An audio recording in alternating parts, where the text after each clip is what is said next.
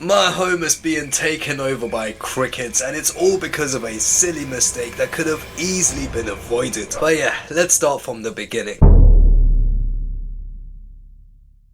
So, I recently added some new members to my aquatic family, the freshwater clouded archerfish, and people, they are amazing, man. I've also got two beautiful African butterflyfish. Now, these guys have one thing in common, and that is their love of live food, especially crickets. And the way both species respectively eat the crickets is so amazing to see. Archerfish have this really cool hunting behavior when they go after insects. They basically get into position, aim for the insect, and shoot it down with some water, just like a water pistol. And then when the insect drops into the water, they eat it, of course. And yeah, in a home aquarium, you can actually teach them to do that. You can get a cricket, pick it up with some tongs, and you can get them to shoot it down. And I definitely wanted to see that for myself. Now, the African butterflyfish, they are also predator fish, but they hunt their insects a bit differently. They use camouflage, so when you look at them from the top, they look like a leaf. So in the wild, when an insect comes close to the water to maybe have a drink, they will sneak up on them and then grab them and eat them. Anyway, I was waffling for a while. My point is, both of these fish display some amazing behavior if you feed them crickets, and it was definitely something that I wanted to do. However,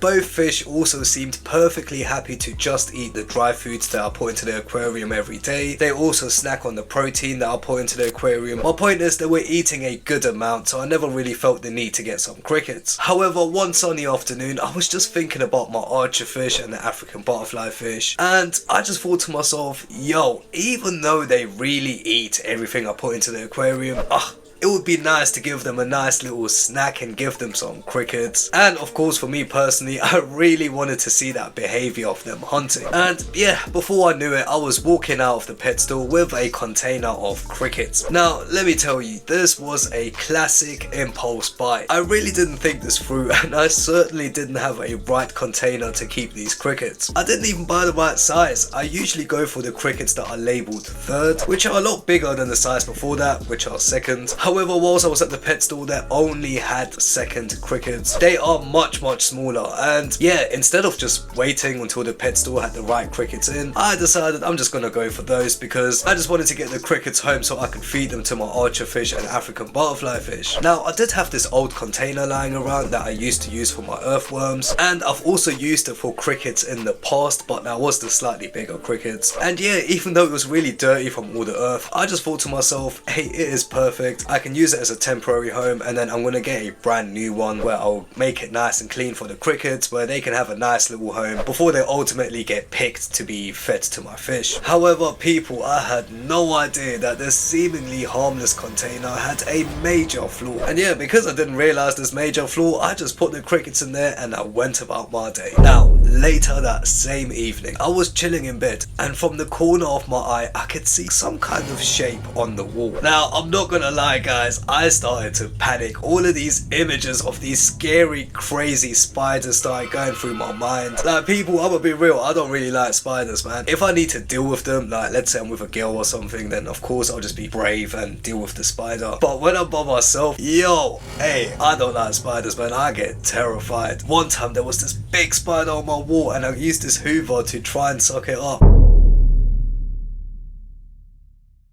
Why do I always get these big spiders in my room, man?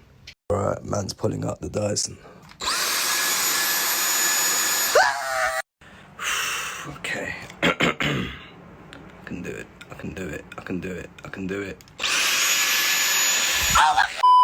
And as I got close to it with the hoover, the spider started running across the wall, and I screamed, dropped the hoover, and ran out of my room, and I wouldn't go back inside. Like, yeah, the fear is real. So when I'm laying in bed and I can see the shape on the wall, I was just thinking, why does there have to be a spider in my room right now? Now I'm gonna have to deal with it, because obviously I won't be able to sleep if I know there's a spider in the room. So I get out of bed, I get my slipper ready, and I take a closer look, and I realise it's not actually a spider, it's just a cricket.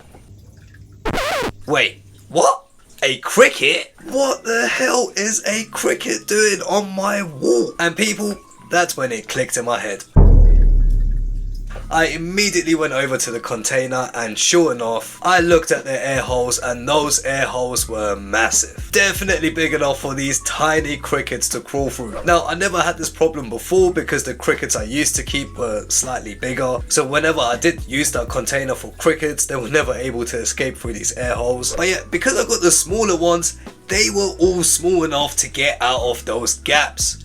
And yeah, I realised right there and then that I seriously messed up. And I was looking at the cricket on the wall and I was just thinking, please be the only one that escaped. Yeah, that wasn't the case, people. Literally, as I looked around on the other side, there was another cricket right there on that wall and I was just thinking, oh my god, my mum's gonna kill me. Before we carry on, if you are enjoying this video, then let me know by leaving a like. And if you want to see more videos like this every single week, then please remember to subscribe. It really helps me out. But yeah, people, it was time for some damage control. I grabbed some tape and I immediately taped up all the big gaps. There only seemed to be 2 or 3 gaps that were big enough for the crickets to crawl out, so I covered them immediately and all the others seemed to be too small. But like I said, the damage was already done. Now the problem was, people, I had no idea how many crickets escaped and I really didn't know what to do about it. So I tried to use some kind of logic. I know crickets like salad and all of that, so I went downstairs, I got some salad leaves and I put them on the floor right next to my aquarium because I assumed all of the crickets would be in that immediate area. And I was sitting there on my bed and I had my net in my hand and I was just ready.